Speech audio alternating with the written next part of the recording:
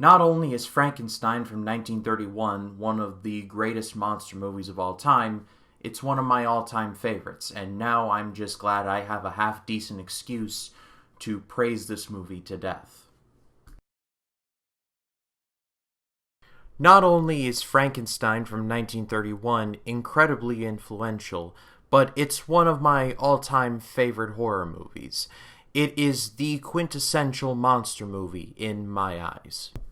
This was directed by James Whale, one of the premier horror directors of his day, like Leigh Whannell or Fede Alvarez, to use modern comparisons. Not only would Whale direct this movie, but he would also direct its sequel, The Bride of Frankenstein, The Old Dark House, also starring Boris Karloff, and the original Invisible Man.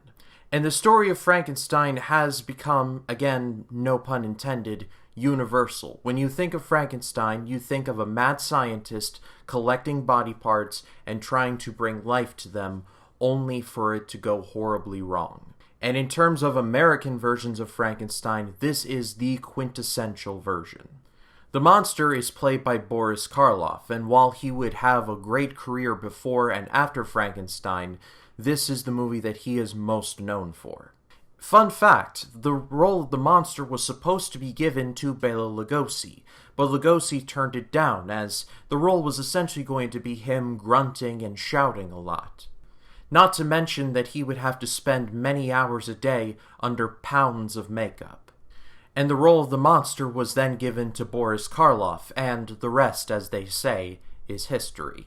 When Mary Shelley wrote Frankenstein, the design of the monster was vague at best, so when a movie was created, people had to give a best guess as to what the monster would look like, and makeup artist Jack Pierce would end up creating the most iconic design for a Frankenstein monster ever. When you see this image, there is no getting around the fact that that is absolutely Frankenstein. The square head, the green skin, the dark hair, and the bolts coming out of his neck. That is Frankenstein, simple and plain. And similar to Dracula, the supporting cast is in many ways just as good. Dwight Fry and Edward Van Sloan return yet again in this movie, but playing different parts. Fry plays Fritz, Dr. Frankenstein's assistant, and Edward Van Sloan plays Dr. Waldman, Dr. Frankenstein's colleague. Van Sloan also plays the opening narrator in one of my favorite introductions to any movie ever. He walks out on stage in a tuxedo and essentially warns the audience of what was to come. For 1931, this was truly shocking stuff, so for someone to come out and say, "Hey, don't say we didn't warn you," that's some messed up stuff. And Colin Clive as Dr. Frankenstein brings the heart to this movie. And while he's not my favorite Dr. Frankenstein, we'll talk more about him at a later date, he is great in this movie. He is dedicated to science and trying to bring life into this world, but at the end of the day, he is a humble scientist. And he does have a moral center, which does clash with the demonic things that he ends up doing.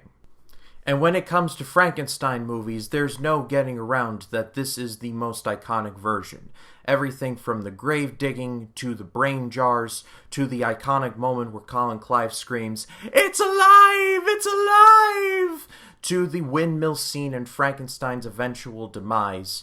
You can't deny that this movie is truly an icon. It's on the Mount Rushmore of monster movies.